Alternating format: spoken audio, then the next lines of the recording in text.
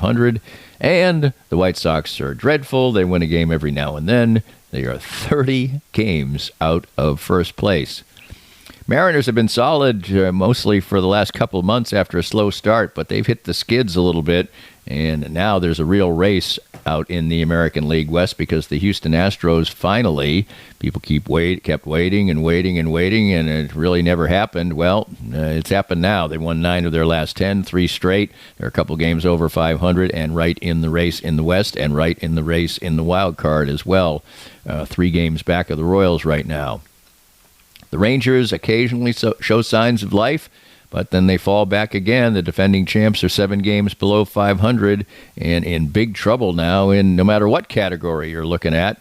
And they need a hot streak like, the Mets had. We'll get to the Mets here in a little bit. The Angels aren't very good, and the Athletics are terrible, although way more competitive maybe on the day than some of the other teams that are bad in the major leagues.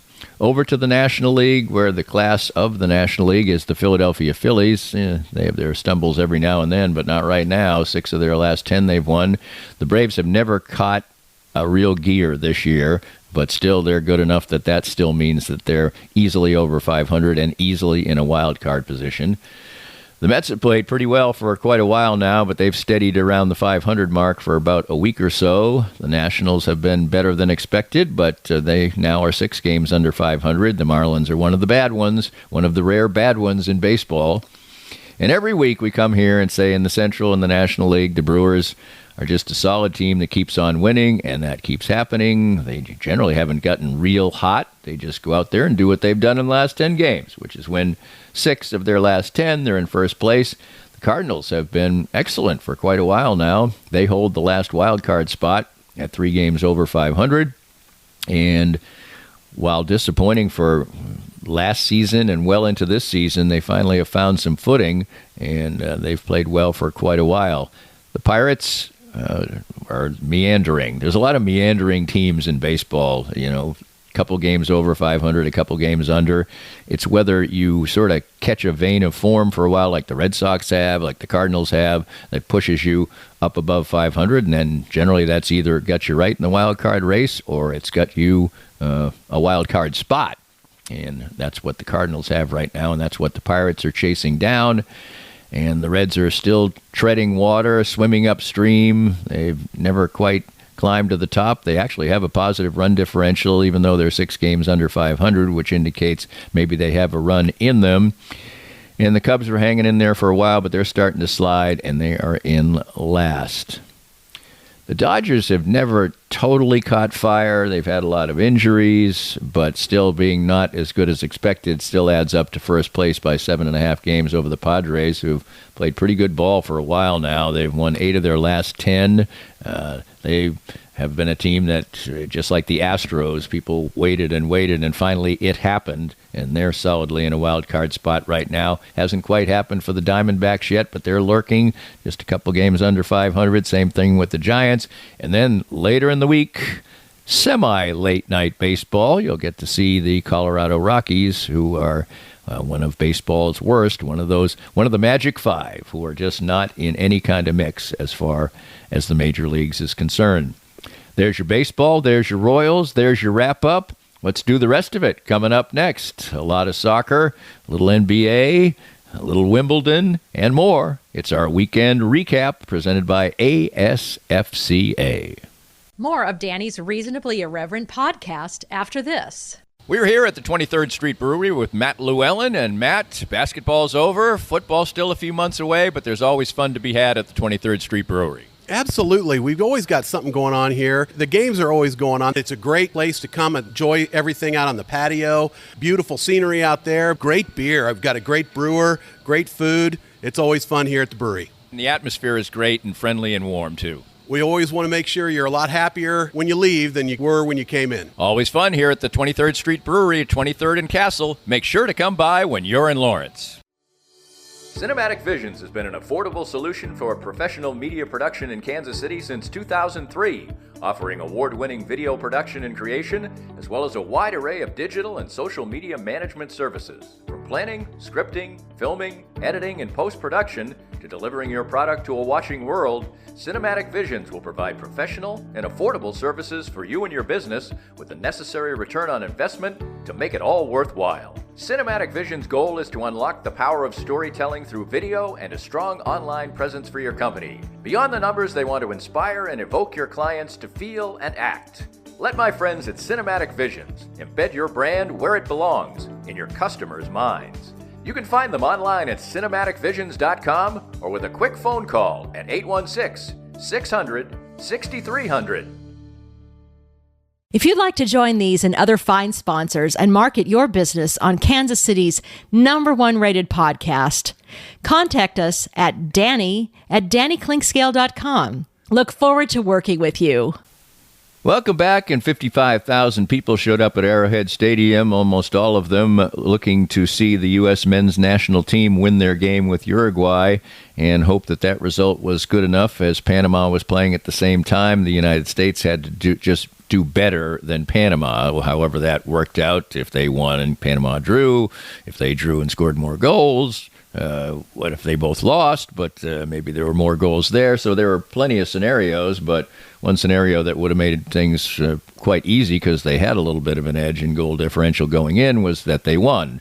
Well, they didn't. Uruguay is a team that probably is just slightly ranked ahead of the United States, but the group that the United States was in with Panama, Bolivia, and Uruguay was one that the United States was expected to get out of. And the real problem was the loss to Panama. And in the end, what has been the problem for what is supposed to be some kind of golden generation of American players, most of whom now play in really good leagues overseas. And so that's one of the reasons that people think that they are a better team talent-wise and should be doing more. Well, it hasn't shown up as far as results are concerned. Of course, they made the knockout of the World Cup. They've done some decent things under Greg Berhalter, but they've had too many moments like this, and they haven't had enough wins against very good teams. Uruguay is one of those. This was a rough and tumble South American-style game. Uruguay played very physically. The United States came out really strong at the outset, but really couldn't create great chances. In the end, their expected goals ended up being like 0.3 for the game. It wasn't just that they weren't finishing, they really weren't creating great chances either. And Uruguay was the better squad after the first 30 minutes, but they needed a draw in the game, and it might have been a draw if they had ruled offside on the goal they did score. It was ruled onside by the slightest of margins. They don't have as sophisticated offside technology as they do in the European Championships, which we'll talk about here in a little bit. But in the end, it was disappointing. I mean, just not enough was created. Uruguay did a good job of taking the steam out of the game with a lot of fouls. The refereeing was very poor. People watching on television hated the super high camera angle, which was the world feed. Well, I actually, at the game that Messi played at Arrowhead Stadium, I was very familiar with that angle because that's what it looks like from the press box at Arrowhead Stadium. I didn't mind it with the camera way up high because they were intercutting it with other angles, and you sort of got a all 22 type of look at the game. So I didn't hate it as much as many people did, but indeed they did. And there were a lot of complaints about the camera angles. There were a lot of complaints about the officiating. But in the end, American fans would probably end up with the most complaints about Greg Berhalter. People were surprised maybe when he came back after getting the United States into the knockout stage at the World Cup. One cycle is what some people think is the best idea as far as a national team coach is concerned. I guess you can't argue with it then because the results since the last World Cup have not been particularly good. Only a couple of guys probably had really strong games. Anthony Robinson, Christian Pulisic for a while, but he didn't in the end get some great opportunities as well. It wasn't a great night in goal, I didn't think, for Greg Turner either. His distribution wasn't particularly great. He also had a real chance to stop the goal, both by handling the initial shot not giving up the rebound, and then I think he had a chance to block the rebound shot too. But all in all, it was just not quite enough. And after having somebody get red carded and losing the game against Panama, it put pressure on them. They did not step up to the plate with this pressure, despite of a great home advantage and all kinds of things in their advantage. So there was really no excuse in this case. And now, 2 years away from the World Cup, it's going to be interesting to see what the U.S. national team brass think about where their direction lies, be it with Greg Berhalter or somebody else, changing course. Other teams, other countries actually have replaced their coaches right before major competitions, and it's worked. So it's not as if 2 years is too short, but the players have been strongly on the side of Greg Berhalter, but they have not rewarded him with enough good play.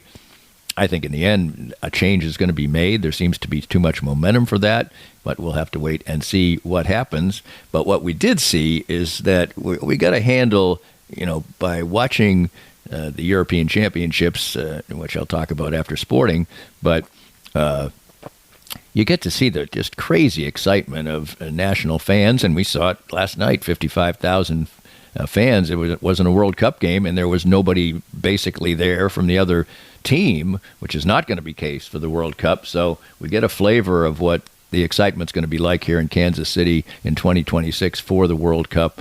That should be really cool, but it'll be cooler if the United States team is viable and can play some games instead of getting knocked out in the group stage, which is just what happened in Copa America, which continues here in North America.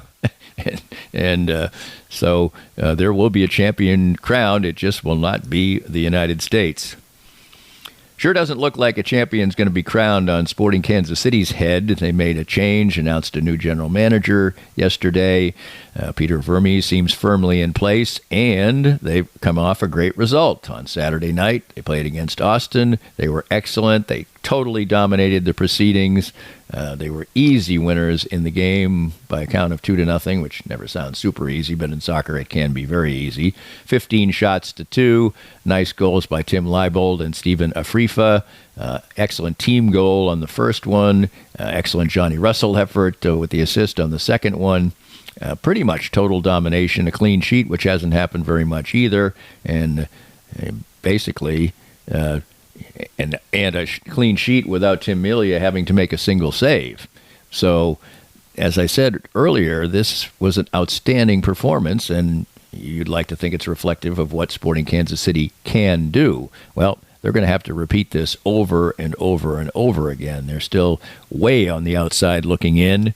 They play against Colorado on Thursday. They're going to have to start stacking up wins and at least results as they try to creep themselves back in the final 12 games or so in MLS to try and make the playoffs and not have a second straight, well, sort of 2 years ago, there was a disappointment. Last year, a big run got them into the playoffs, and then there was disappointment. So Sporting has been kind of mediocre for a while now, and we'll see if, in some people's estimation, maybe the worst thing that happened was they rallied at the end of last year. They're one of the older teams in MLS. They have a lot of guys running out of contract, but for now, the starting point was an excellent performance on Saturday night at Children's Mercy Park, and a little bit more excitement for the fans and some hope heading forward. I mentioned the European Championships. It's just been fantastic entertainment if you like soccer at all, and if you like sports at all, I would, recommend that maybe you give it a shot if you don't usually like soccer.